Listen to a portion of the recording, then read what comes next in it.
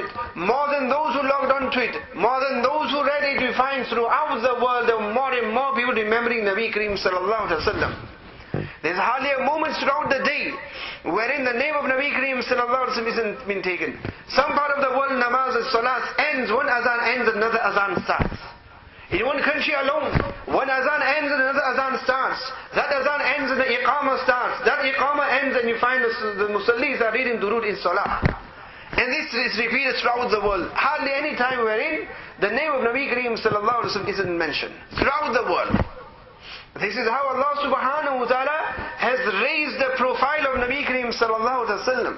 This is how Allah subhanahu wa ta'ala has preserved the great character mention of Nabi Kareem sallallahu alaihi wasallam. So as much as they want to try and tarnish, and they can try as much as they want to, but they'll never and ever succeed in this. As I mentioned to you, the only reason they're resorting to this is because they have no other option whatsoever. And that itself shows that there is something unique in Islam. And because there is something unique in Islam, that is why the enmity towards Islam. If there was nothing in Islam, they'd overlook Islam. But we don't need to worry about the Muslims. We don't have to worry about the Prophet. But because there is something there, that's why they have to be worried about it. And because there is something there, that's why they have to do something about it. And when they can't do anything about it, then it's a case of just doing whatever comes to our mind, whether it is breaking rules, whether it is breaking norms, whatever it is, just do whatever we can out of desperation. And when a person becomes desperate, they'll do anything. And that is exactly what it is that they are doing. Now dear friends, this time is short. What is it that we as Muslims, as those who have love for Nabi Kareem sallallahu alaihi wasallam, what is it that we should be doing at such times? What should we be doing at such times? In brief, one of the most important things for us to do at such times of hardships and difficulty is to have sabr. That is to have sabr. As Nabi Kareem sallallahu alaihi wasallam had told Sayyidah Fatima, and he mentioned this to her to give her sabr, to have sabr. Your father is going to be free from the hardships and difficulties from now on. In the same way, the Sahaba radiallahu ta'ala an came to Nabi Kareem sallallahu alaihi wasallam mentioning to him of their difficulty and hardship. Sayyidina Abdullah Khabbab bin Arad radiallahu ta'ala mentions that we came to Nabi Kareem sallallahu alaihi wasallam. Shakuna ila Rasulillahi sallallahu alaihi wasallam wahu mustanidan ala rida'ihi ala burdatin fi zilli ka'batillah. Nabi Kareem sallallahu alaihi wasallam, we came to him and we complained to Nabi Kareem sallallahu alaihi wasallam of our plight whilst he was resting against a cloth of his, a shawl of his in the shade of the Baytullah. And we came to him and we said, Allah tantasiruna lana, Allah tad'u lana, that do you not seek help for us? Do you not make dua for us? That do you not seek help for us? They were complaining and they were mentioning of their plight, of the hardship that they were going through on the hands of the mushrikeen of Makkah. So Nabi Kareem sallallahu alaihi wasallam, when he heard them and they came to Nabi Kareem sallallahu alaihi wasallam saying that why do you not pray for us? Why don't we ask Allah Ta'ala to give us nusrat, to give us help and to free us from such hardship? Nabi Kareem sallallahu alaihi wasallam, who was leaning against this shawl of his, he moved away, he sat up and he said to them and reminded them of that which those before them had gone through. Nabi Kareem sallallahu alaihi wasallam mentioned that there would be a man and he would be summoned and called. A pit, a hole would be dug up.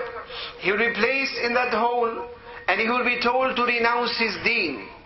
And if he didn't, then a saw would be put on his head and he would be split and sawn in half. Just because of his deen. Nabi Kareem sallallahu alaihi wasallam mentioned a person would be called and a person would tell him to turn away from his deen. And if he wouldn't, then they would take combs made out of steel and his flesh would be combed off his bones. His flesh would be actually combed and cut off his bones, and this is just because of him being upon his deen. Nabi Kareem sallallahu alaihi wasallam mentioned, but Allah subhanahu wa ta'ala will complete this deen to such an extent that a person will travel from Sana to Hazramaut and he won't fear anybody at all but Allah subhanahu wa ta'ala, and no one, a shepherd, will not fear any one of his flock besides the wolves. That there won't be any fear left. The condition that you are in will change. Nabi Kareem sallallahu alaihi wasallam mentioned, وَلَكِنَّكُمْ تَسْتَعْجِلُونَ وَلَكِنَّكُمْ تَسْتَعْجِلُونَ, but you lot haste. But you lot haste. These are the days days of trials and tribulations. These are the days of hardship. Those before you undertook more hardship, greater hardship for the sake of the deen. وَلَكِنَّكُمْ تَسْتَعْجِلُونَ. But you are hasting that when prosperity will come. Like today as well. People are wondering when will Imam Mahdi come? When Imam Mahdi will come? People start off some campaign till Nabi Kareem sallallahu alaihi wasallam, produce such cartoons and that people want, when will Imam Mahdi come? When will Imam Mahdi come? But Nabi Kareem sallallahu alaihi wasallam mentions that you are in too much haste. In haste. These are the times wherein a person needs to have sabr, and whatever pain we have, and whatever ill that they do and evil that they do against Nabi Kareem sallallahu alaihi wasallam, it creates pain on us. But our duty is to have sabr first of all. And why sabr?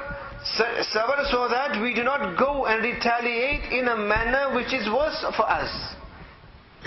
If they initiate such things in order to see a reaction from the Muslims, in order to prove to the world how the Muslims are, and if we are going to go and do and react in such a manner, then we are just playing into their hands. If they want to do such in order to show the world that look, every Muslim is a terrorist. Every Muslim is a terrorist. Why? Look how they are protesting in the streets. They're not protesting, but they're rioting in the streets. They're burning down their own infrastructure. They're burning down their own shops and streets and everything. And when they see such things, they see, look how the Muslims behave. So if Muslims do not have sabr, and Muslims retaliate in such a manner, then we're just playing into their own hands. And look, these are people, whatever they're saying is what we are doing. So for that reason it's very, very important that we have sabr.